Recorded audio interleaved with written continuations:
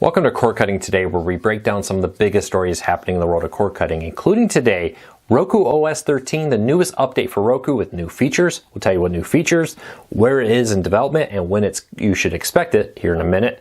Another state's looking to tax streaming services like cable TV, and Paramount's laying off even more employees after a big round of layoffs last year.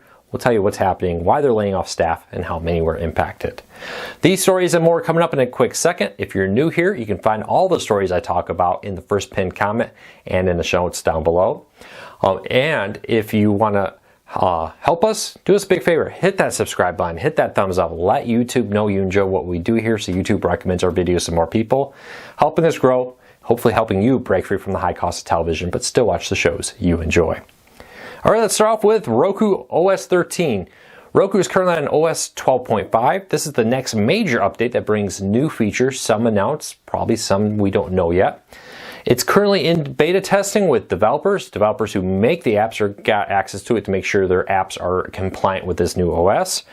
Roku says there will be with this update, you'll be able to link Google Photos to your screensaver and use your Google Photos as your screensaver. This was announced earlier, but this is the update with that. One of the big things that will be changing with this update is the ability to automatically on Roku TVs adjust the picture quality. Now, Roku announced this was coming. It looks like Roku OS 13 is what will bring it. And basically, it will detect if you're watching a movie, a sporting event, live television, or others, and automatically, if you turn it on, adjust the picture quality to best fit what you're doing. You start playing video games, it will adjust to that. You start a movie, a sporting event, others, it will adjust the picture quality settings to best match what kind of content you are currently doing. Now, there are other features in here, including bug fixes, back-end changes, and more. But often Roku has a history of rolling out updates with hidden new features in it. Guest mode was one of those. They didn't really promote guest mode. We just kind of noticed it was in there. Other great features of Roku have been hidden. So we're going to get our hands on this and see what was included. Sadly, a lot of people have asked me, can I sign up for this beta? No, not at this time. It's only limited to developers. Typically, Roku does that and they just didn't do a general. They don't do a public beta test of a new OS. I suspect with the timing of this beta release and the history of Roku OS, spring 2024, maybe in a month and a half to 2-3 months from now, we should see it. That's subject to change. If they find bugs or issues with it, could delay it. If everything goes well, it could roll out even faster. We'll keep a close eye on that. All right, a few other notes with that Roku OS. The last update, Roku 12, came out in the fall of last year, Roku 12.5, and was more of a minor update. I would suspect that this would be more of a major update. We'll see what happens with it. If you live in the state of Maine, get ready to maybe pay more on streaming. The state of Maine is looking at reclassify streaming similar to cable TV providers, allowing them to force franchisee agreements and taxes on streaming services, which is like cable. Now, there's been a lot of arguments about this. In different states, this has been struck down. It'll be interesting to see if this gets to court. But the state of Maine wants to tax streaming services like YouTube TV, Sling, Netflix, and others as cable TV providers. The difference here is cable TV providers actually dig in the city, impact the streets, and make changes like that. So they pay taxes to local governments related to that through a municipality tax. Now, there's a lot of wording here. A lot of streaming taxes are already in place. But it'll be interesting to see if the idea that they can be taxed in the same way cable TV is taxed will hold up. In other states, it's been ruled because Netflix isn't actually going to dig up the road or run wires over telephone poles and others, they don't have to pay taxes the same way a cable company who is doing that and impacting using the public right away.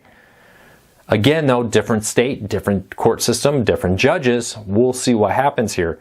But in Maine, right now, you could force yourself to be paying, or you could see yourself being forced to pay more for streaming as city governments want to get their money back. Now, cities like Baltimore and other big cities have been complaining about this. They're not getting the same tax revenue from cable. It's leaving a big hole in their budget that they counted on. Now they're turning to streaming to try to recover the costs of those fees. We'll keep a close eye on it and let you know what happens. But if you live in the state of Maine, you may want to think about calling your local representative and trying to politely encourage them to vote against this. Don't be rude or they won't like it and they won't do what you want them to do. Be polite. All right. And if you want to learn more about that, you live in the state of Maine, check out the story down below. Paramount yesterday started to inform 800 employees that they no longer have a job. Paramount's making another round of cuts after doing cuts last year. Now, earlier was reported when this first broke from Deadline that 1,000 employees could lose their jobs in February. Now we learned so far it's only about 800 people losing their jobs. It doesn't mean an additional 200 cuts couldn't come at a future date, but for now only 800 employees have lost their job. This all comes as the majority owner in Paramount is looking to sell it. We've also learned recently again that Warner Brothers and Paramount are still in talks about possible of a merger. We'll see what happens with that. But overall, Paramount again is struggling with ad revenue issues, even though they just had one of the most watched Super Bowl ever. That one night is not enough to change the big picture of dwindling revenue from cable providers, dwindling ad revenues with everything happening, and that's why they're making cuts. Also, some of this may be changing focus. Do you really need all these employees on cable networks as you shift focus to streaming? Unfortunately, that's the hard fact I think a lot of cable companies are facing right now. If you use Amazon Connect to make phone calls through your Echo, this is your last month to do it. Amazon, some time ago, announced the Echo Connect, which is a device that allows you to plug into your phone line or internet to make phone calls over your Echo, like a speakerphone, is coming to an end. As of February 29th, Amazon will end all abilities to make phone calls through your Echo, which includes emergency calls to 911. So you're going to have to find another provider to make those kind of calls if you have been using the Echo Connect to make phone calls through your Echo speaker or Echo smart device. Unfortunately, anybody here use that? I don't think a lot of people did, and I think that's probably why Amazon is shutting it down. All right, YouTube TV is adding a back button to Roku. Now, we reported this back in December that they were rolling this out. A new feature where if you hold down, let me grab my remote. Here's my Roku remote. If you hold down the OK button now, rolling this out to some Rokus, this is a staged rollout, now all have it. It will jump back to the last channel you watched. Now, two things. It will always jump back to the live moment of the last channel you watched. It won't pick up off where you left off. This is really cool if you're watching two sporting events and you're jumping back and forth. When my dad and I were watching the start of the Super Bowl, we were also keeping an eye on the WM golf tournament. There was a playoff happening, and we were jumping back and forth. Being able to just hold that OK button is a great way to do that. Now, this is rolling out to Roku and select devices, already been available to some Apple TV owners. YouTube TV says this is a slow rollout, and they have not said when everybody will get it or if there's any devices who won't ever be supported on this. If your device is being supported, your account has been added to this beta test, when you start your YouTube TV one day, a big pop-up message will appear informing you of your ability to jump to the last channel. Check that out. More details in the show notes down below. All right, if you're an Amazon Prime customer, there's a class action lawsuit against Amazon Prime Video. Now, earlier this year, Amazon Prime Video added ads to their base plan. If you don't like it, you can pay $2.99 a month to get ad-free. But everybody's paying more right now for Amazon Prime if you want to get ad-free, or you're just going to accept ads. Now, there's a lawsuit related to this. People suing, unhappy about it. In my mind, a little bit, I kind of like how they did it, and this is why. They could have raised everybody's price $2 or $3 a month, like other streaming services, and then said, hey, if you want a cheaper one, you need to go and downgrade to the ad-supported plan.